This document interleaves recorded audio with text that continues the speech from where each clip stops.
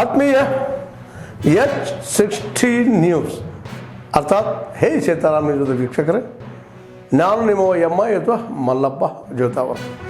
ಹೊಸ ವರ್ಷದ ಶುಭಾಶಯಗಳೊಂದಿಗೆ ಈಗ ತಮ್ಮೊಂದಿಗೆ ಸುದ್ದಿಗಳು ಅವುಗಳನ್ನು ಮುಟ್ಟಿಸುವಂಥ ಪ್ರಯತ್ನ ಮಾಡ್ತಾಯಿದ್ದೀನಿ. ಏನೇನು ಸುದ್ದಿಗಳು ಬರ್ತಾ ಇದ್ದಾವ, ಹೇಗೆ ಬರ್ತಾ ಇದ್ದಾವ, ಅವು ದಿನನಿತ್ಯದ ಬದುಕಿನ ಸುದ್ದಿಗಳು, ರಾಜಕೀಯ ಸುದ್ದಿಗಳು, ಸಾಮಾಜಿಕ ಸುದ್ದಿಗಳು ಬರ್ತಾ ಇದ್ದಾವೆ. ಅವುಗಳನ್ನ ತಾವು ಸದಾ ನೋಡ್ತಾ ಇರಬೇಕು, ನೋಡಿ ತಮ್ಮ ಜ್ಞಾನಾಭಿವೃದ್ಧಿ ಮಾಡ್ತಾ ಇರಬೇಕು. ಜೊತೆಗೆ ನಮ್ಮನ್ನು ಟೀಕಿಸುವ ಅಥವಾ ಸಲಹೆ ಕೊಡುವ ಕೆಲಸವನ್ನು ಆಗ್ತಿರ್ಬೇಕು ಅಂತ ಹೇಳ್ತಾ ಸುದ್ದಿಗಳ ಸರಮಾಲೆ ನಿಮ್ಮ ಮುಂದಿವೆ. ಇವುಗಳನ್ನು ನೋಡ್ತಾ ಹೋಗಿ, ತಮಗನ್ಸಿದ್ದನ್ನು ಹೇಳ್ತಾ ಹೋಗಿ.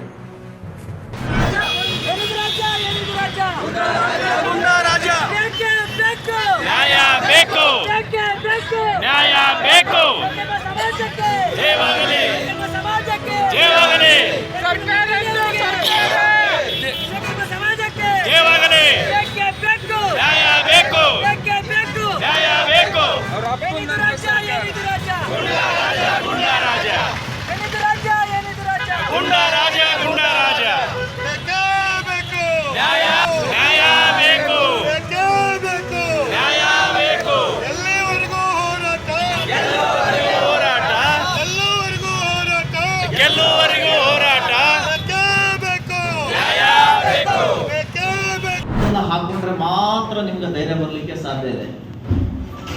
ನೀವೇ ಹೇಳಿದ್ರಲ್ಲ, ಬುಲ್ಡೋಜರ್ ಬಾಬಾ ಆಗ್ತೀನಿ ಅಂದ ತಕ್ಷಣನೇ ನೀವು ಕಾವಿ ಹಾಕ್ತೀರಾ, ಹಾಗೆ ಹೀಗೆ ಅಂತೇಳಿ ಕೇಳ್ತೀರಿ ಅಂತ.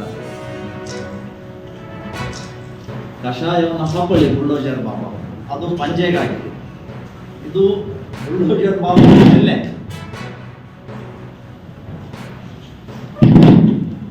ಬಾಬಾ ಅವರು ಹಾಗೆ ಹಾಕೋತಾರೆ ಶೆಲ್ಲೆ. ನಿಮ್ಮ ಶರ್ಟ್ ಅಳತೆ ನಮಗೆ ಗೊತ್ತಿಲ್ಲ, ಅದಕ್ಕೆ ಆ ಬಾಬಾ ಅವರ ರೀತಿಯಲ್ಲೇ ಶರ್ಟ್ ಪೀಸ್ ಅನ್ನು ಕೂಡ ನಾವು ನಿಮಗೆ ಕಳಿಸ್ತೇವೆ. ಶರ್ಟ್ ಪೀಸ್ ಡಬಲ್ ಬಣ್ಣ ಇದೆ.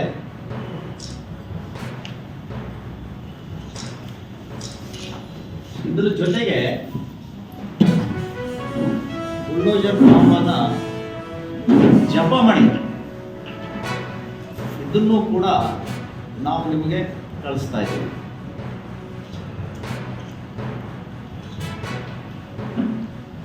ಬೇರೆಯೊಬ್ಬರ ದಮ್ಮು ತಾಕತ್ತು ಪ್ರಶ್ನೆ ಮಾಡುವವರು ಇವತ್ತು ನೀವು ಹೈಕೋರ್ಟ್ ಆದೇಶವನ್ನ ಪಾಲಿಸಿ, ಡೋಂಗಿ ಸಂವಿಧಾನ ಭಕ್ತ ಅಲ್ಲ, ನಾನು ನಿಜವಾಗ್ಲೂ ಕೂಡ ಸಂವಿಧಾನದ ಭಕ್ತ ಅಂತೇಳಿ ಪ್ರೂವ್ ಮಾಡಿ. ಆದಂಥ ರಾಜು ಕಪ್ನೂರ್ ಮತ್ತು ಇತರ ಆರೋಪಿಗಳನ್ನು ಇವತ್ತಿನ ದಿವಸ ಕೊಲೆ ಮಾಡಲಿಕ್ಕೆ ಕಾರಣರಾಗಿದ್ದಾರೆ ಎನ್ನುವಂಥ ಡೆತ್ ನೋಟನ್ನು ಬರೆದಿಟ್ಟು ಅವರು ಆತ್ಮಹತ್ಯೆಯನ್ನು ಮಾಡಿಕೊಂಡಂಥ ಸಂದರ್ಭದಲ್ಲಿ ಅದಕ್ಕಿಂತ ಮುಂಚಿತವಾಗಿ ಅವರು ಕಾಣೆಯಾಗಿದ್ದಾರೆ ಅನ್ನುವಂಥ ಮಾಹಿತಿಯನ್ನು ಕುಟುಂಬಸ್ಥರಲ್ಲಿ ಬಂದ ನಂತರ ನಮ್ಮ ಸಹೋದರಿಯಾದಂಥ ಸುನೀತಾ ಮತ್ತು ಇನ್ನಿತರು ಸೇರಿಕೊಂಡು ಪೊಲೀಸ್ ಸ್ಟೇಷನ್ಗೆ 2:30 ಹೋದಾಗ ಆ ಪೊಲೀಸರು ಅದಕ್ಕೆ ಸಕಾರಾತ್ಮಕ ಸ್ಪಂದಿಸದೆ ಇವತ್ತು ಅದೇ ಸಂದರ್ಭದಲ್ಲಿ ಅವರು ಒಂದು ವೇಳೆ ಆ ಕೇಸನ್ನು ತೆಗೆದುಕೊಂಡು ಆ ಟ್ರ್ಯಾಕ್ ಮಾಡಿದ್ರೆ ಆ ಒಬ್ಬ ಮುಗ್ಧ ಜೀವಿ ಇವತ್ತು ಬದುಕುಳಿತಿದ್ದ. ಆದ್ದರಿಂದ ಈ ಒಂದು ಸರ್ಕಾರದ ಈ ಒಂದು ಧೋರಣೆಯನ್ನು, ನಿರ್ಲಕ್ಷ್ಯವನ್ನು ನಾವು ಬಲವಾಗಿ ಖಂಡಿಸ್ತಾ ಇದ್ದೀವಿ.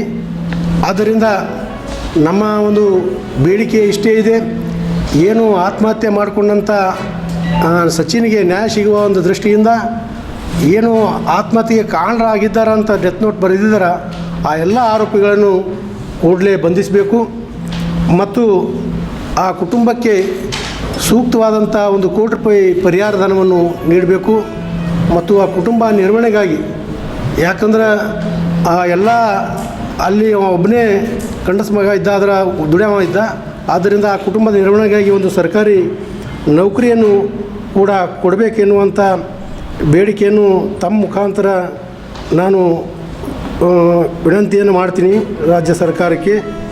ಅದರಂತೆ ಆ ಡೆತ್ ನೋಟಲ್ಲಿ ಏನು ನಮೂದಿಸಿದರು, ನಮ್ಮ BJPಯ ಮುಖಂಡರಾದಂಥ ಚಂದು ಪಾಟೀಲ್ರು, ಆಮೇಲೆ ನಮ್ಮ ಶಾಸಕರಾದಂಥ ಬಸವರಾಜ ಮುತ್ತಿಮೂಡವರು, ಮಣಿಕಂಠ ರಾಠೋಡವರು ಮತ್ತು ಪೂಜ್ಯರಾದಂಥ ಸಿದ್ಧಲಿಂಗ ಸ್ವಾಮೀಜಿಯವರ ಹೆಸರನ್ನು ಇವತ್ತು ಅಲ್ಲಿ ನಮೂದಿ ಆಗ್ಯದ. ಆದ್ದರಿಂದ ಆ ಒಂದು ಡೆತ್ ನೋಟಲ್ಲಿ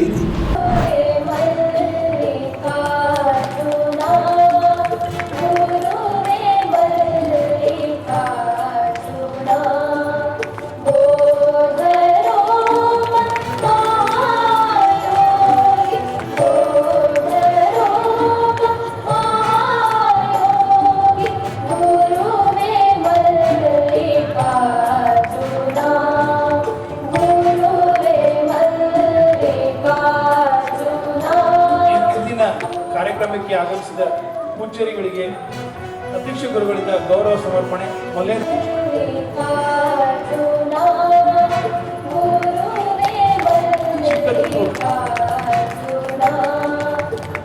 ವಿಜಯ ಮಾತಾ ಮನ್ನಿಕೇರಿ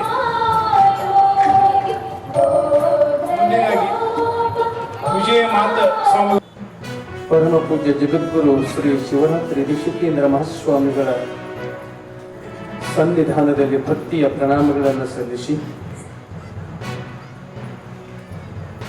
ಇನ್ನೋರ್ವ ಪೂಜ್ಯರಾದ ಶ್ರೀ ಶ್ರೀ ಸ್ವಸ್ತಿ ಶ್ರೀ ಭಟ್ಟಾರಕರ ಪಂಡಿತಾಚಾರ್ಯರು ಜೈನ್ ಮಠ ಮೂಡಬಿದಿರೆಯವರ ಪೂಜ್ಯರಿಗೂ ಕೂಡ ಶರಣಾರ್ಥಿಸುವ ಕೈಲಾಸಾಶ್ರಮ ಮಹಾಸಂಸ್ಥಾನ ಮಠ ಬೆಂಗಳೂರು ಈ ಪೂಜ್ಯರಲ್ಲಿ ಶರಣಾರ್ಥಿ ಸಲ್ಲಿಸುತ್ತಾ, ಆತ್ಮೀಯರೇ, ನೀವೆಲ್ಲ ಸುದ್ದಿಗಳನ್ನು ನೋಡಿದಿರಲ್ಲ, ಏನು ಅನಿಸ್ತು ನಿಮಗೆ? ಏನು ಅನಿಸಿತು ಅನ್ನೋದನ್ನು ಸರಿ ತಪ್ಪು ಲೈಕ್ ಡಿಸ್ಲೈಕ್ ಮಾಡ್ತಾ ಇರಿ. ಜೊತೆಗೆ ನಿಮ್ಮ ಕಾಮೆಂಟ್ಗಳನ್ನು ತೋರಿಸ್ತಾ ಇರಿ, ಶೇರ್ ಮಾಡ್ತಾ ಇರಿ. ಇದನ್ನು ಜೊತೆಗೆ ಸಬ್ಸ್ಕ್ರೈಬ್ ಧರಿಸಲಿಕ್ಕೆ ಹೋಗಬೇಡ್ರಿ.